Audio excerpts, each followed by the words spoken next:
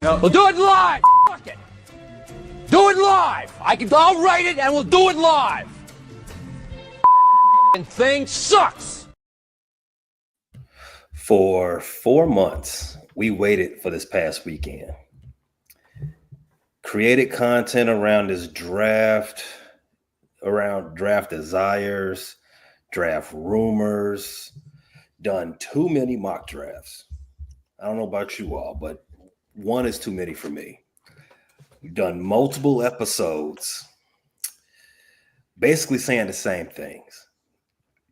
We want this player, we don't want that player. Trade back, trade up, whatever. But finally, the draft weekend has come and gone, and now we get to talk about the fallout. Gentlemen, the rare Wednesday NFC roundup on a Tuesday. How you all feeling? I'm doing great, man. Hey, sound. I'm loving it. Great. I know you all are, because you all, from what I can tell, you all had great draft weekends. Great. All right. So, with that said, let's talk about the fallout. So, after the draft weekend, we're Tuesday. We're 72 hours removed from it. What's the power rankings? Let's get right to the nitty gritty. Let's rank these teams as they stand right now with the draft picks, free agency. Who's the number 4 team in the division? As far as the draft is concerned? As far as today, the number 4 team in the division after free agency, after the draft, who's the bottom B in the NFC North? It's the Bears. It's the Bears until proven otherwise. Even okay, or maybe I'm not explaining my question good enough.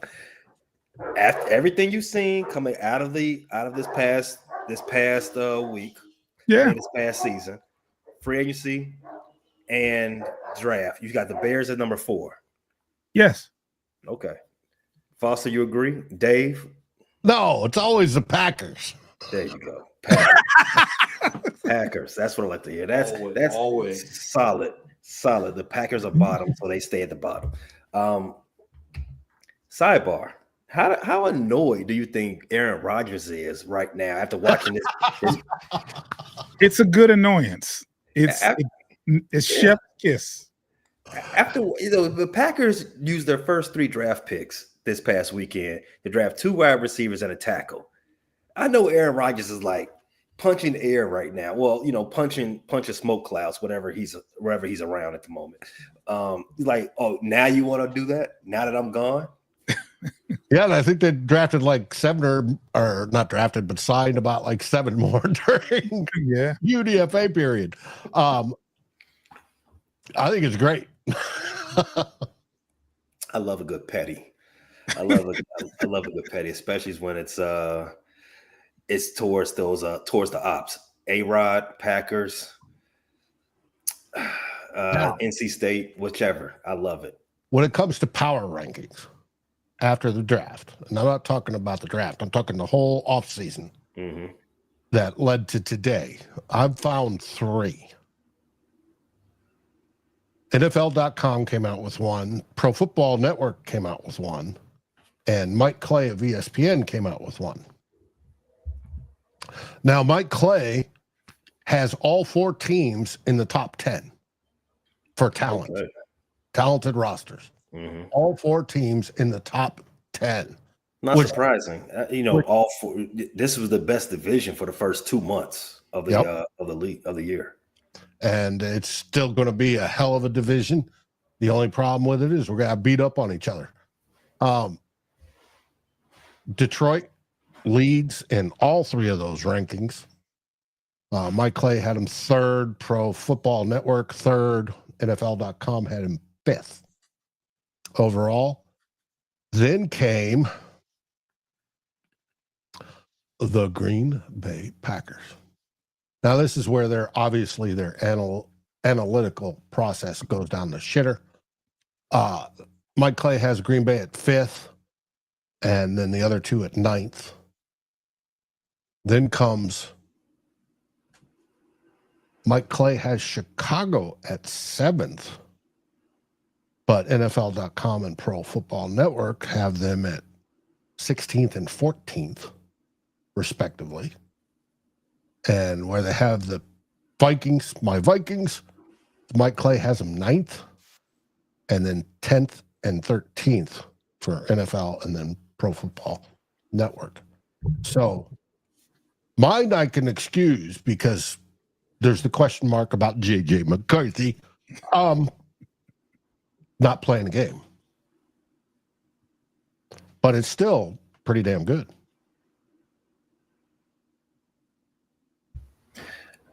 That's interesting. I'll let you all say. I'm not going to debate those too much, but I do agree that the Bears, Packers, Vikings, and Lions should be at the head of the table as far as the upper half of the league. All right, so number 3 team of the power rankings of this division, we got to get consensus. Or actually, wasn't consensus. I disagree. The Bears are number 4, but you guys, who's the number 3 team as of right now in the NFC North? Vikings. It's only because of J.J. McCarthy not playing. Yeah. That's it.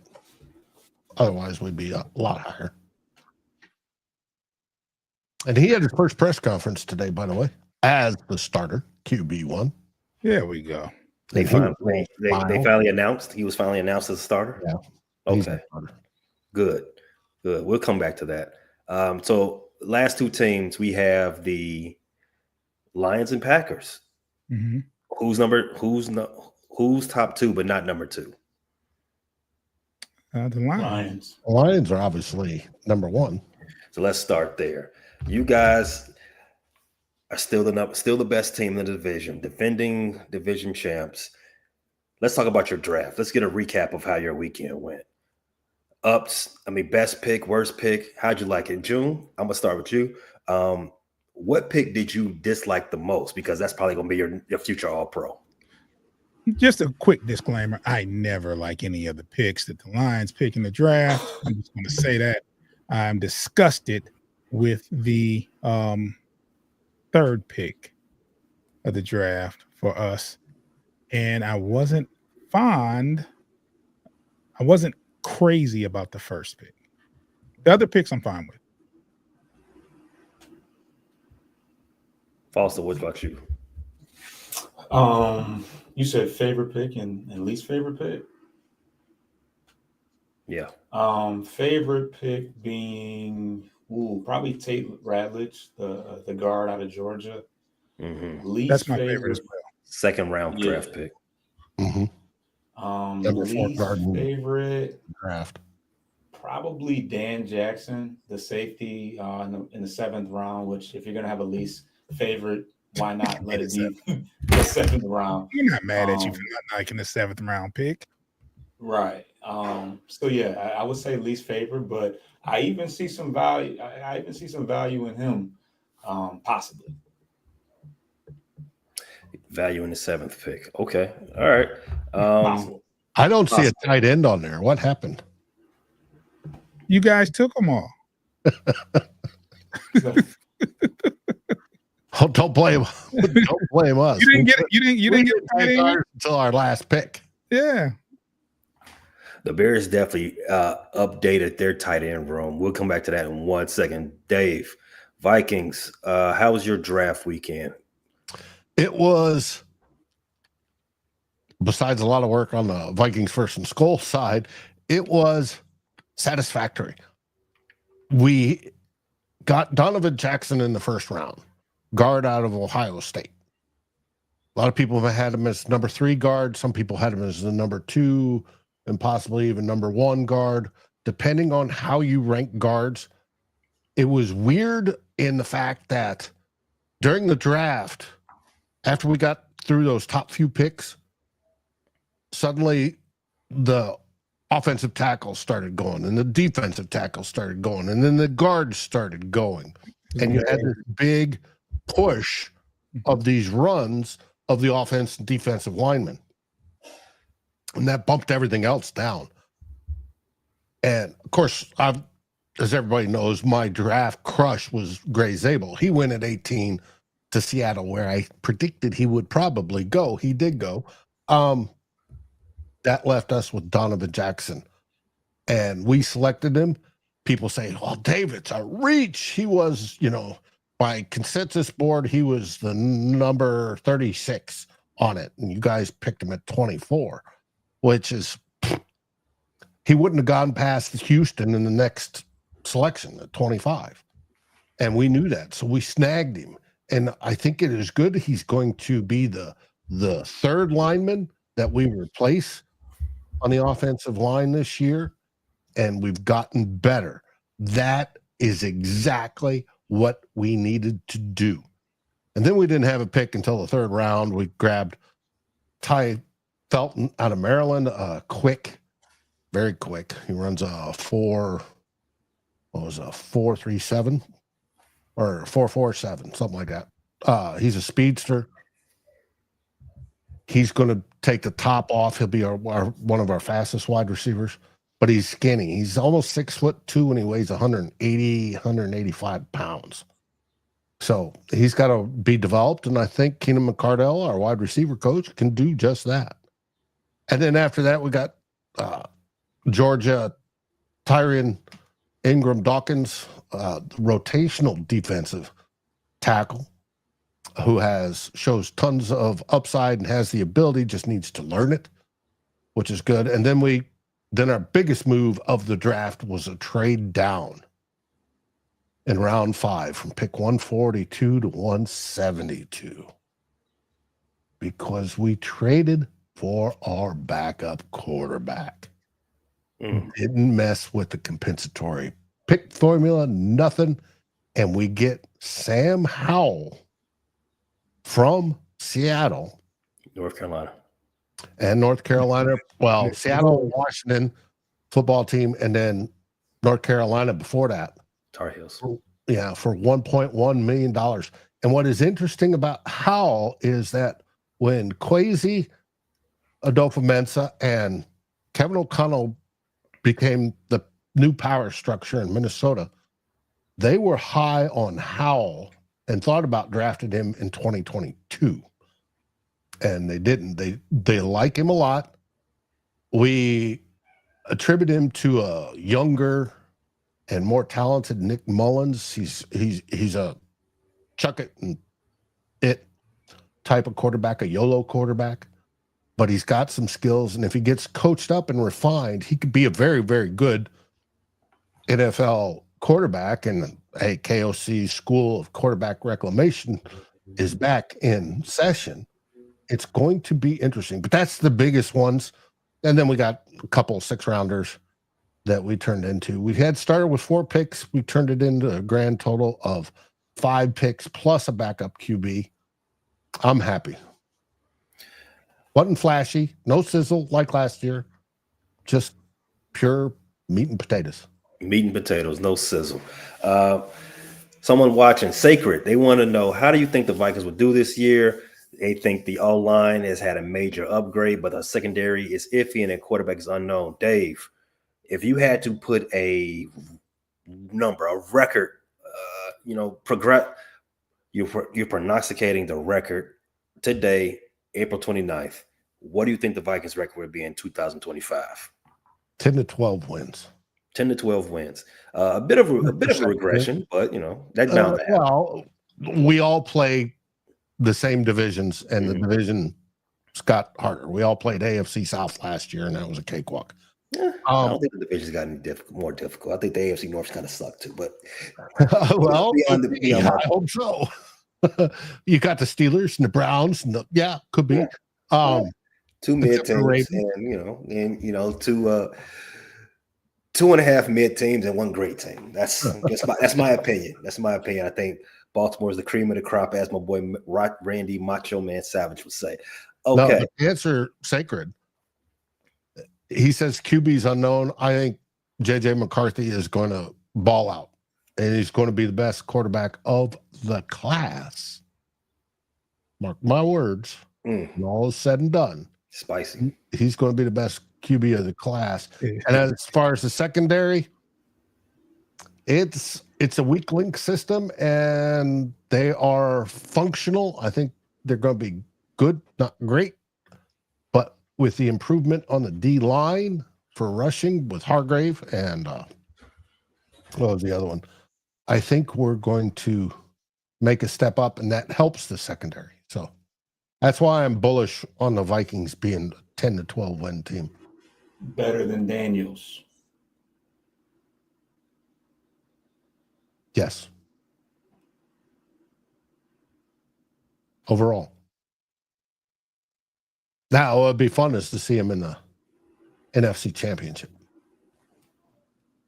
Well, It would not be fun for anybody from my side. Chicago Bears. Let's talk about our draft real fast. So the Bears surprised most of their fan base by picking a tight end in the first round. Colston Loveland out of Michigan. Yeah. Michigan. Your boys. Yeah. Your boys. I was shocked for one because I thought the guy at the top of my draft board, Jalen Walker, was still there, sitting right there at 10, and the Bears didn't even go get him. I'm like, okay, they drafted a tight end that I think that we didn't even need. But after listening to most of the people, most people that are more aware of Loveland, they think that's it's a fantastic pick. People are saying he's a natural separator in route coverage. Great route runner, great pass catcher. Some people even call him a dog, and we need a lot of those in Chicago. We need more dudes and less guys. So if that's the case, then I am okay with that draft pick. After Colston Loveland, we've got my man Luther Burden, second round pick 39, wide receiver. I like this pick because he's probably the best wide receiver in the draft. You might want to say Isaiah Bond for some people, but Isaiah Bond tanked his own draft stock. You know why?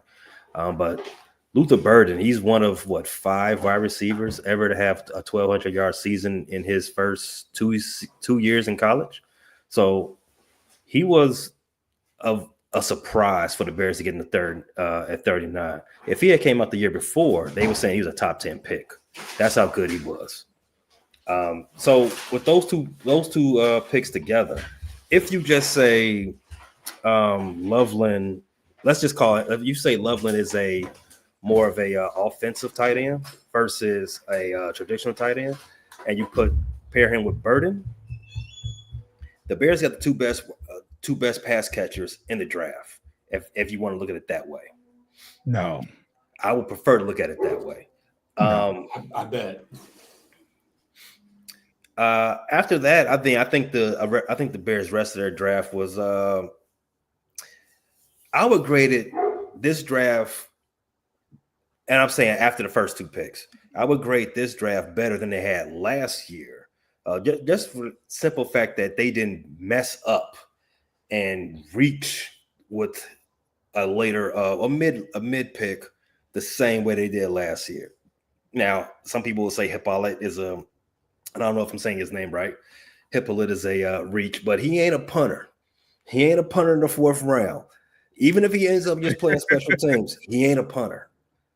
I would take that 9 days out of 7, 9 times a week. So this guy Hippolyte, he's an athlete at least. He ran a 4.44 flat, or some say a sub 4.4. So I'll take that as someone who can actually play on the side of either offense or defense over the punter we took in the 4th round last year. So I'll definitely grade it in that respect. So if to bring the whole draft together, I would probably give the Bears I don't know, B minus. I think B might be a little too high, but just because I always want to see more of what they do with these guys.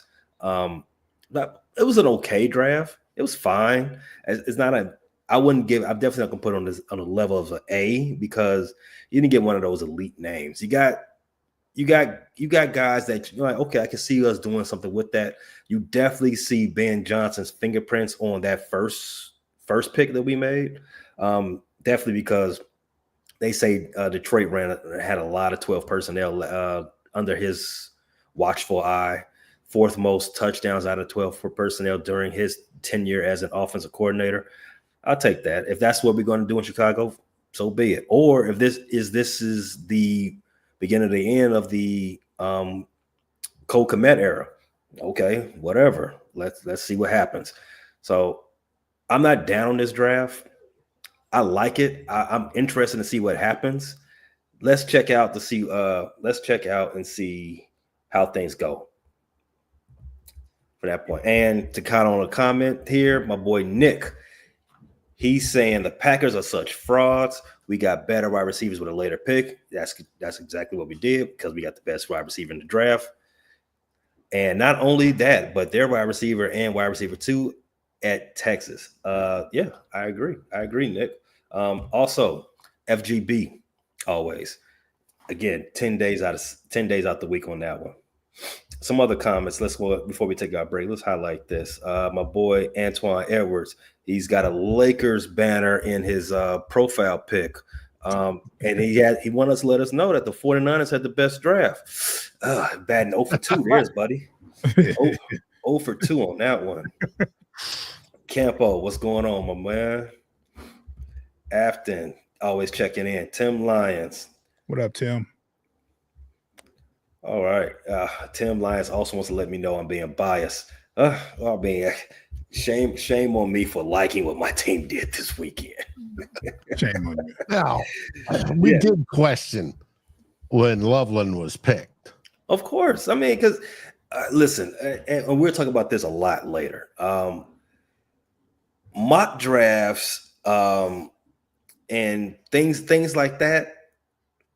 I think we all need to realize what they really are. They're content, right? They're things that people put out to get clicks, to get a reaction. They're not necessarily the Bible. No one had Loveland in the top 10.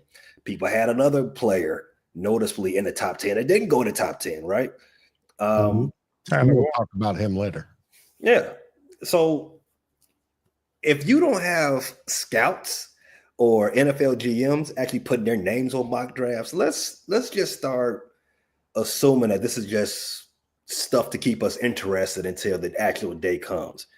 So none of it matters. I've never said it does, and I would definitely tell you one thing, June. None of that stuff matters. And one thing another. We're a country of haters. What? We're a country of haters. Everybody's got to hate on something, right? And if you want to hate on the mocks, cool. If you got to hate on who was actually drafted, when and where, cool. It's what we do. Well, here's the thing. We're talking about ranked players, right? And we're not talking about mock drafts. If you're saying you got the best wide receiver and the best tight end in the draft, you're going to get an argument because there were arguably wide receivers and tight ends ranked above the ones that you pick. It's not about a mock draft. It's about those go off rankings. Well, it's about rankings. The mock drafts come from the rankings. The rankings trump any mock draft. So if you mean to tell me, because I saw where Tyler Warren was projected to go there, and I saw throughout the offseason that he was the number 1 rated tight end, and it had nothing to do with, because you can be the number 1 rated tight end, but the mock draft could be something totally different. You might not get drafted to the 3rd round. So that's different things. And I hate to say it, but Green Bay got the wide receiver I hate to see them get. I hate to see Green Bay get anything. Golden is cold. I hate it. I hate to see Green Bay get anything except an official deportation letter from ICE. Speaking of that, my boy Campo, by the way, Clay Matthews started the draft in the most rudest way possible. And that's exactly why they're going to end up fourth in the division. Just right there.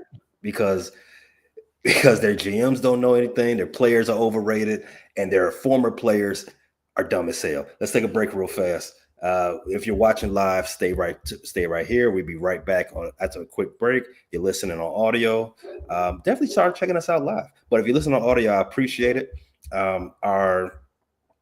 We'll be right back on the other side of this break from these advertisers, and we will talk about some more draft coverage.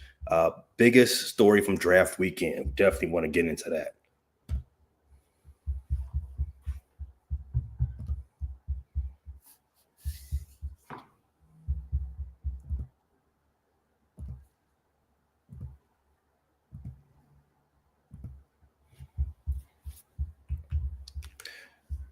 Guys, we just hinted at it about certain players being drafted later than expected.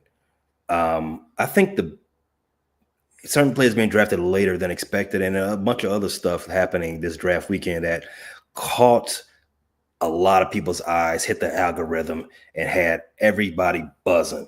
So I'll start with you, Dave. What was the biggest story from this draft weekend? Well, first I want to recognize Polar Nights as a barber talking, noticing the beards. I'm having a frizz day because of the weather, but I appreciate it there, Polar Nights. The biggest story of the draft weekend was Shadur's plummet down the board. I think plummet is I think that word doesn't even begin to explain what happened to Shadur's weekend. But go on. He was, by most of the mocks, if you take the consensus board or boards, I go with Arif Hassan's from wide left. He's been doing it for ages. PFF uses him. A whole bunch of people do. He was ranked the second best quarterback in the draft behind Cam Ward. And it was expected that he would probably go third or fourth or fifth at the latest, top 10 at most. And yet he fell and he fell and he fell and he fell. And then all the stories start coming out. It was the bad interviews. It was the attitude. It was not given a homework assignment by a head coach and not doing it. It was all sorts of things that caused him to fall. It was Dion. It was the videos. It was all this and all that. He doesn't have the talent, didn't play a pro offense in college. Blah, blah, blah, blah, blah. Until he was finally drafted in the 5th round by the Cleveland Browns, who was forecasted to take him anyways in the 1st round. They got him in the 5th, so there's great value there if you go and buy value. And then we all saw their reaction video. And in it, Stefanski and their GM are doing this. I think Stefanski's blinking torture. It seemed to be Hassan, as in or Haslam, the owner's choice to draft him. Otherwise, he still may not be drafted. He may be an undrafted. I don't know, Dave. I'm sorry, but B. Foster. What do you think about that? What Dave just said there, the high value 5th round pick. Yeah, I mean, if you can get, he wasn't even the first quarterback the Browns took. So to get a guy that was projected to be quite a question whether or not he was possibly better than Cam Ward, to get him at 5, he's already sold the most jerseys amongst the most jerseys amongst rookie players. Like, that's the whole situation is something I've never seen before. It felt like a humiliation ritual, which was capped off by his number getting leaked by one of the front office guys. Like, that was all of that. Like, how does that happen? That very weird. Jeff Ulbrich, the defensive coordinator for the Atlanta Falcons, I believe, his son stole the number for Shador Sanders and prank called him like a little jerk that he is.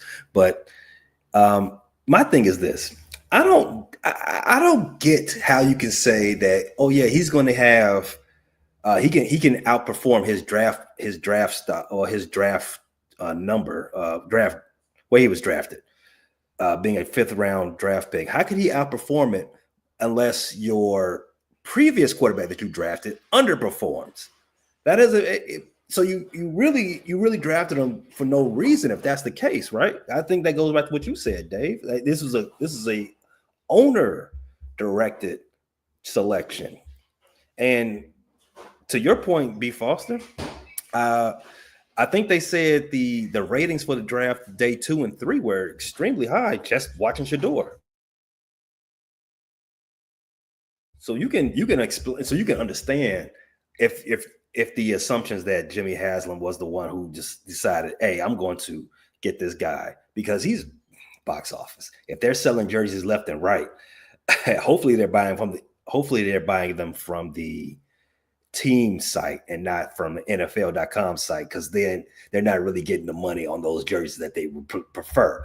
But in any case, if that was the whole point of it, then they're just going to keep him around, and so they can just keep feeding the cow.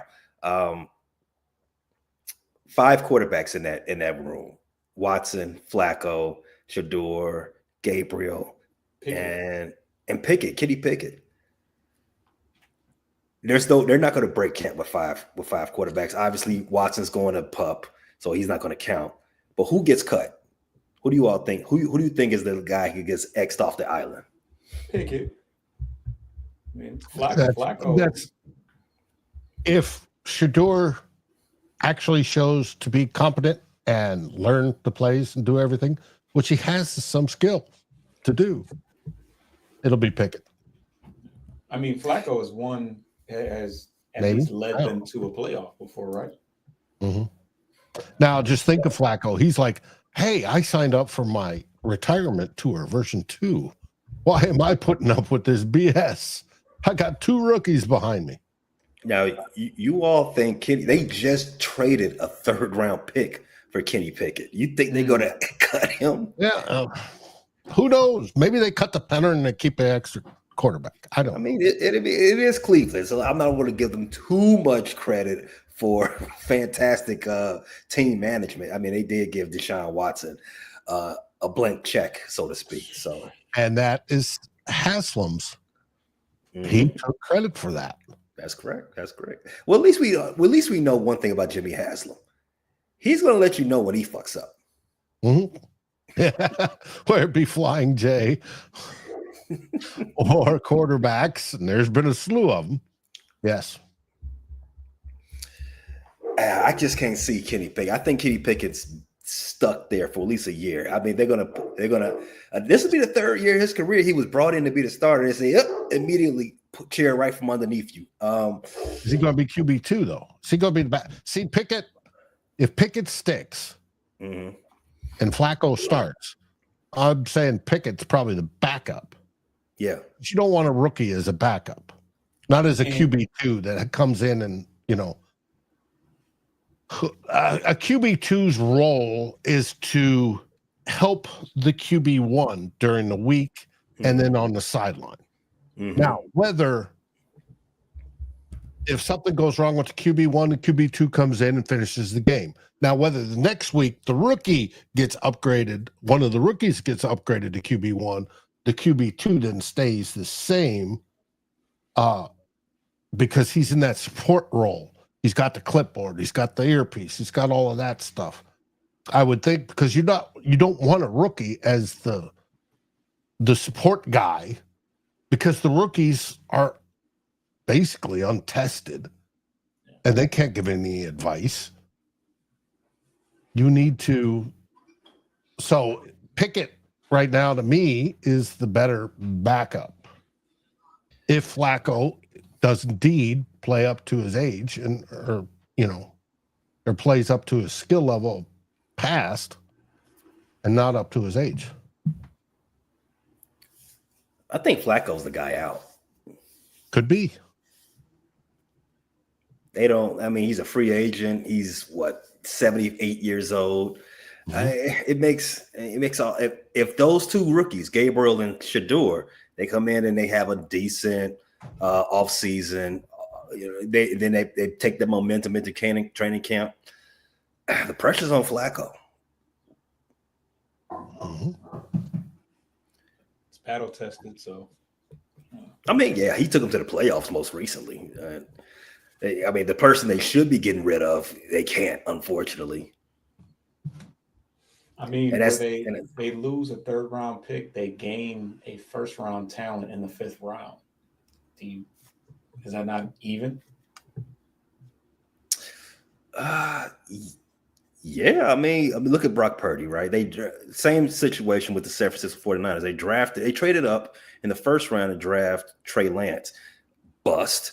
But they drafted Brock Purdy last pick of the 7th round, and he's about to be, extremely overpaid. So, I mean, it can work out.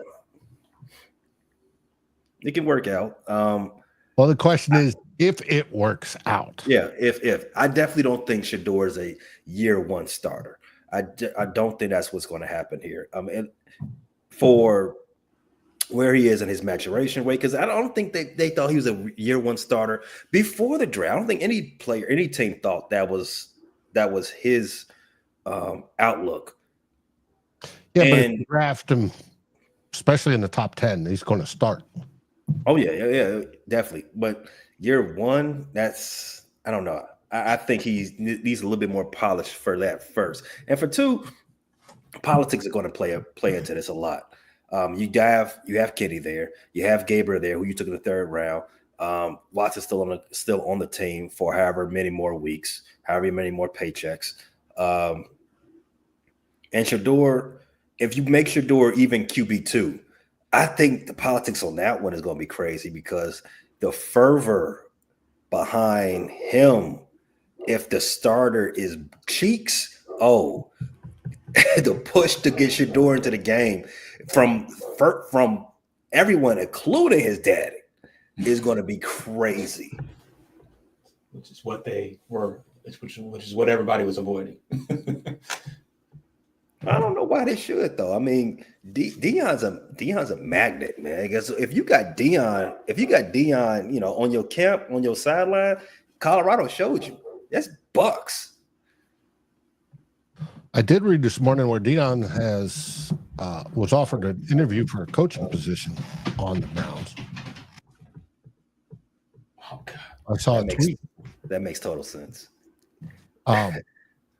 Because with Deion there, who has head coaching experience, and his kid there, a head coach would be like, "Oh, if I screw this up, it's my job," and then probably Deion gets it next. So maybe Stefanski's thinking, well, maybe if I can bring in Deion as part of the team, that may not happen. The other thing, but to that point, Dave, I've always hypothesized I don't think Deion is really a coach. I think he just really wants to coach his sons. So if that does happen, that's crazy. That it will be a circus in Cleveland. You have to the lights you haven't seen since LeBron was in town. But hey, they want that bread. I mean, Deion comes with a lot of cachet and a lot of cash. I like it. I like it for him. I got one more thing we want to talk about before we get out of here. So now the draft season is over, and we know we start the draft season with the Underwear Olympics. We see a lot of physical specimens, right? The conversation that's been going around the internet this last few days is the 100 versus the gorilla. I want to talk about what are the NFL players out there that you will want to draft to be in your 100 to beat a gorilla? I'm gonna kick it off. Let me get Aaron Rodgers and let me get a clone of not Aaron Rodgers. Let me get Aaron Donald and let me get a clone of Aaron Donald, and let's go out there. I got two right ready. I'm taking this gorilla down. Pause. Yeah, no, I was definitely thinking Aaron Donald.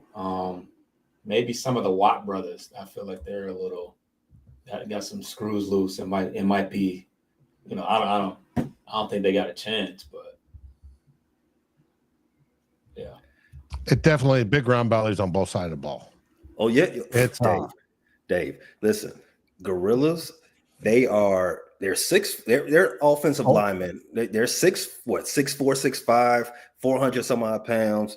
You definitely gotta meet with meat. Pause. You gotta have a lot of the big guys out there, and you gotta have some guys out there that's gonna tire the gorilla out. So you gotta have some speedsters. Gorillas don't have good endurance. Gotta have some speed. Let me get some Tyreek. Hill out there, just to run around and run over circles. Drop off some baby mamas one along the way, and some felonies. Let's trip them up. Let's trip them up. But you're also gonna need some meat shields too. Aaron Rodgers, number one. yeah, to tire him out. Yeah, Yes. as he thumps them. Right. Jordan Love for 2. Okay, I see where you're going. And then the big guys come in and do it the smart way and all at once, wham. Oh yeah, he gets tired throwing Aaron Rodgers off the pavement a few hundred times, like Hulk did Loki in Avengers. Then you got your James Harrison. Shout out to Tim Lyons. You got your Aaron Donalds. You got your Watt brothers come in and finish the job off. We taking that gorilla down, fellas. All right. Let me think. Somebody else. Who's another? I know there's got to be another good meat shield. We can't just have 2 of them. Who was that? That's a fine. Who was that coach? The former coach for the Packers. In fact, I take all their coaches. Holmgren on down, because I hated Holmgren's mustache. Like, who does he think he is?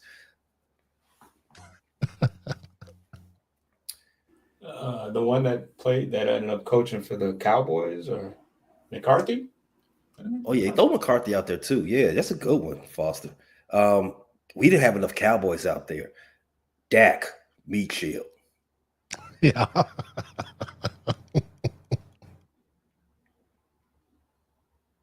I'm for it. Terrell Owens, tire him out. Go run around. Go run around and say, I love me some me. Uh-huh. Give me some I love me as me. That I love me some me. That would disorient any gorilla. Who else? Who else can I throw out there? Nick Bosa. Mm-hmm. Meat shield. I want let him lead the first wave. I don't know, man. Just give me. In fact, I don't know. I don't think we need to make a whole different team of guys. I think we just get 50 Lawrence Taylors and give them a mountain of that Tony Montana pure yayo. I think they could take them out themselves. Could be. Hey, Jerome. All right. So after coming up this week, we've got a lot of content that's got to break down the draft and possibly get into some more things headed into the weekend. As you know, it's baseball season, basketball playoffs. B. Foster, what you all got coming up on your channel? Yeah, we're definitely going to be breaking down the draft picks in more depth coming up. Obviously, we got the Pistons, who are, if we're talking about the channel as a whole, the Pistons are fighting for their playoff lives tonight.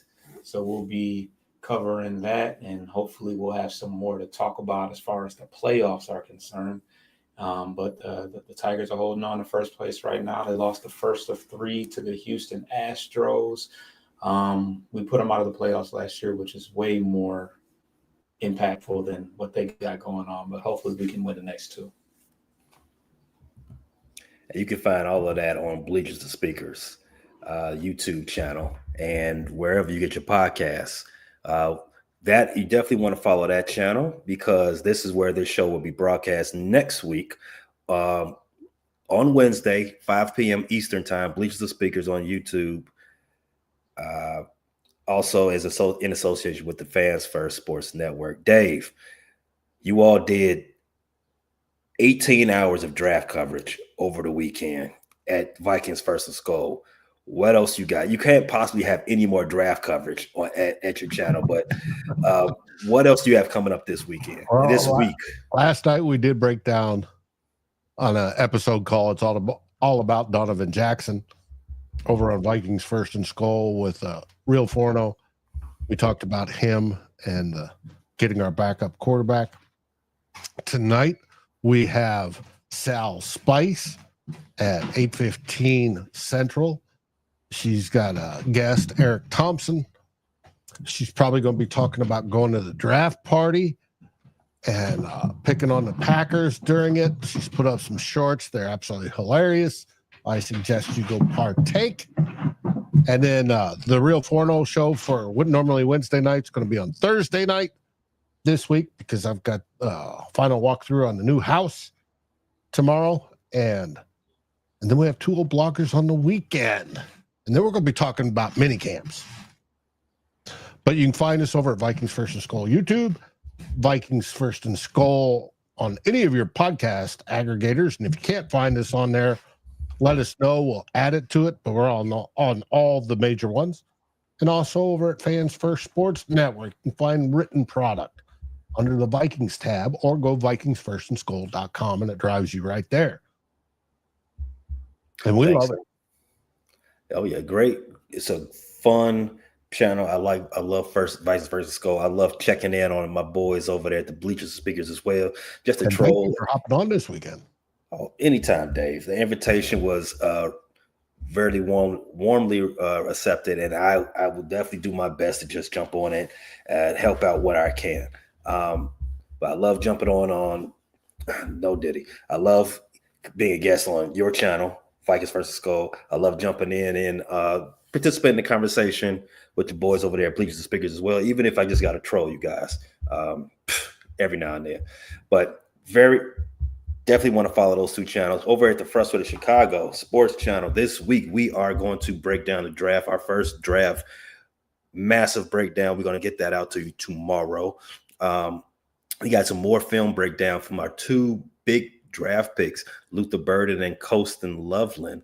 And before we get started getting into more of the OTAs and expectations that we have for the draft, and the question that we want to ask is, did Ryan Poles do a good job this time? My opinion of that is he has to show it. He has to show. Ryan Poles hasn't drafted or acquired a Pro Bowler yet, and he's going into his fourth season. So before I even start giving him any flowers, I'm gonna need to see it before I believe it. You can check all of this out this week at the Frustrated Chicago Sports Fans channel. You see that on the scroll below. If you're listening, signed one though. No, he hasn't acquired a Pro Bowler yet. Really? Yet, Dave. The name of my channel is Frustrated Chicago Sports Fans. That surprises me. I mean, I was thinking the Vikings haven't drafted one yet, but we have acquired quite a few. One just signed an extension. Andrew Van Ginkel today. One of the most annoying defenders in the division. Got him locked up through 2027. That makes my day, Dave. In any case, on the way out, we always give our parting shots, our colloquialisms, if you will. Dave, what do they say in Minnesota? We always say Skull Vikings and FTP. All the way. Foster, for Detroit Lions, Detroit basketball, Detroit Tigers, what they say up there in Michigan? Roar. Tigers and Lions roar. Are you sure you're not fourth in the power rankings? It sounds like you're fourth. Hey, I can do it for you. There it goes. What he said. What he said. And in Chicago, we always tell you like this. The Bears. See you next week. See ya. Thanks for listening to this latest edition from the Frustrated Chicago Sports Fan channel. Whether you listen to this on Apple Podcasts or Spotify or watching on YouTube, make sure you like, subscribe, share with a friend, and hit the notification bell so you never miss a drop. And all my homies from Chicago, we say three things: bear down, go Cubs go, and sell the team, Jerry.